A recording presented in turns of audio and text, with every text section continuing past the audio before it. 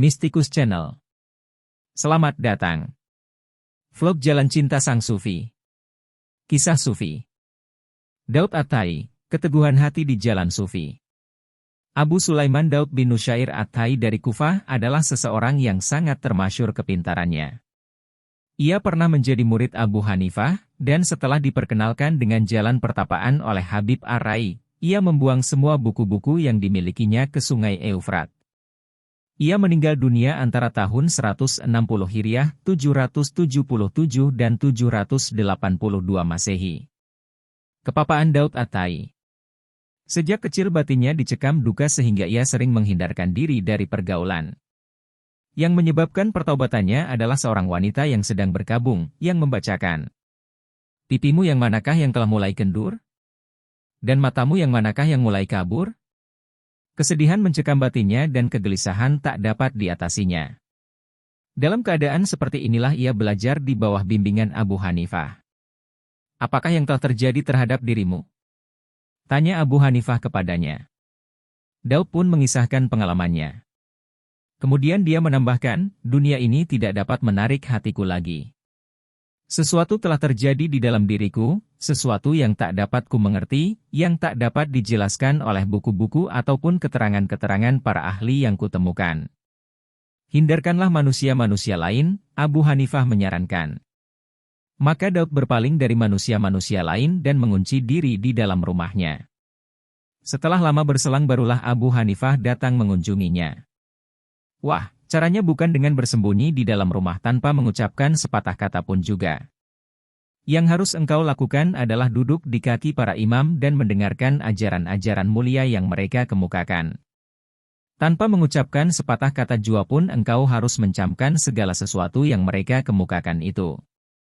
Dengan berbuat demikian engkau akan lebih memahami masalah-masalah yang mereka perbincangkan itu daripada mereka sendiri.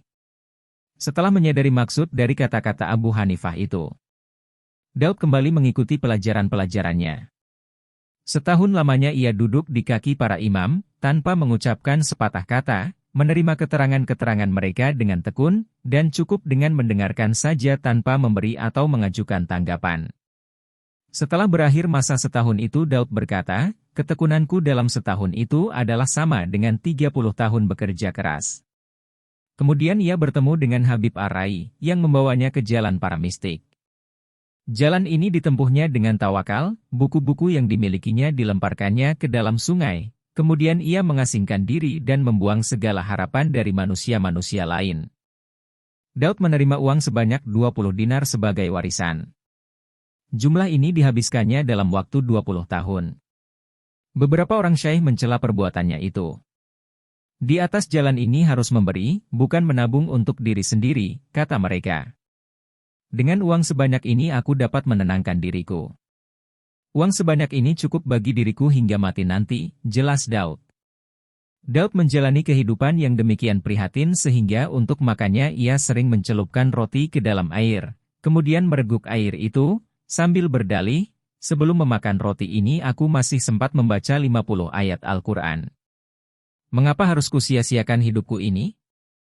Abu Bakar bin Iyas meriwayatkan, "Pada suatu ketika aku masuk ke dalam kamar Daud. Kulihat ia sedang memegang sepotong roti kering dan menangis. 'Apakah yang terjadi?' tanyaku. Daud menjawab, 'Aku hendak memakan roti ini tetapi aku tidak tahu apakah roti ini halal atau tidak.' Yang lain meriwayatkan, aku pergi ke rumah Daud dan kulihat satu kendi air sedang terjemur di terik matahari. Aku bertanya kepadanya, 'Mengapakah engkau tidak menaruh kendi air itu di tempat yang teduh?' Daud menjawab, 'Ketika tadi kutaruh di situ, tempat itu masih teduh. Tetapi sekarang untuk memindahkannya aku merasa malu untuk melakukan kesibukan di depan Allah.'" Anekdot-anekdot mengenai diri Daud. Diriwayatkan bahwa Daud pernah mempunyai sebuah rumah gedung besar dengan kamar-kamar yang banyak jumlahnya. Ia menempati salah satu di antara kamar-kamar itu, dan apabila kamar itu hancur dimakan usia, barulah ia pindah ke kamar yang lain. "Mengapakah engkau tidak memperbaiki kamar itu?" seseorang bertanya kepada Daud. "Aku telah berjanji kepada Allah tidak akan memperbaiki dunia ini," jawab Daud. "Atap kamarmu telah lapuk?" seorang tamu berkata kepadanya, "Tidak lama lagi pasti ambruk." Lambat laun seluruh bangunan itu runtuh, tidak sesuatu pun yang masih utuh kecuali serambinya. Pada malam kematian Daud, barulah serambi itu runtuh. Sudah 20 tahun lamanya aku tidak pernah memperhatikan atap kamarku ini, jawab Daud. Mengapakah engkau tidak menikah? Beberapa orang bertanya kepada Daud. Aku tidak mau mendustai seorang wanita yang beriman. Mengapakah demikian? Andaikanlah aku melamar seorang wanita, hal itu berarti bahwa aku sanggup untuk menafkahinya. Tetapi karena pada waktu yang bersamaan aku tidak dapat melakukan kewajiban-kewajiban agama dan dunia, bukankah hal itu berarti bahwa aku telah mendustai dirinya? Baiklah, tetapi setidak-tidaknya engkau perlu menyisir janggutmu, kata mereka. Hal itu berarti aku sempat berlalai-lalai, jawab Daud. Pada suatu malam pada bulan purnama, Daud naik ke atas loteng rumahnya, lalu menatap langit. Ia terlena menyaksikan keindahan kerajaan Allah, sehingga menangis sampai tidak sadarkan diri, dan terjatuh ke loteng rumah tetangga. Si tetangga yang mengira ada maling di atas atap, datang memburu dengan sebilah pedang. Tetapi begitu yang dijumpainya adalah Daud, segeralah ia meraih Daud untuk berdiri. Siapakah yang telah menjerumuskanmu? Tanyanya. Entahlah, jawab Daud. Aku tidak sadar. Aku sendiri pun tak habis pikir. Pada suatu ketika orang-orang menyaksikan Daud bergegas-gegas hendak melakukan sholat. Mengapa engkau tergesa-gesa seperti itu? Tanya mereka kepada Daud. Pasukan yang berada di gerbang kota sedang menantikan kedatanganku, jawab Daud. Pasukan siapa? Tanya mereka. Penghuni-penghuni kubur, jawab Daud. Harun ar-Rasyid meminta Abu Yusuf supaya mengantarkannya ke rumah Daud. Maka pergilah mereka ke rumah Daud tetapi tidak diperkenankan masuk. Abu Yusuf memohon agar ibu Daud mau membujuk anaknya. Terimalah mereka, ibunya membujuk Daud. Apakah urusanku dengan penduduk dunia dan orang-orang berdosa? Jawab Daud tidak mau mengalah. Demi aku yang telah menyusuimu, aku minta kepadamu, izinkanlah mereka masuk, desak ibunya. Maka berserulah Daud, Ya Allah, engkau telah berkata, patuhilah ibumu, karena keridaanku adalah keridaannya, jika tidak demikian, apakah peduliku kepada mereka itu? Akhirnya Daud bersedia menerima mereka. Harun dan Yusuf masuk dan duduk. Daud memberikan pelajarannya dan Harun menangis terseduh-seduh.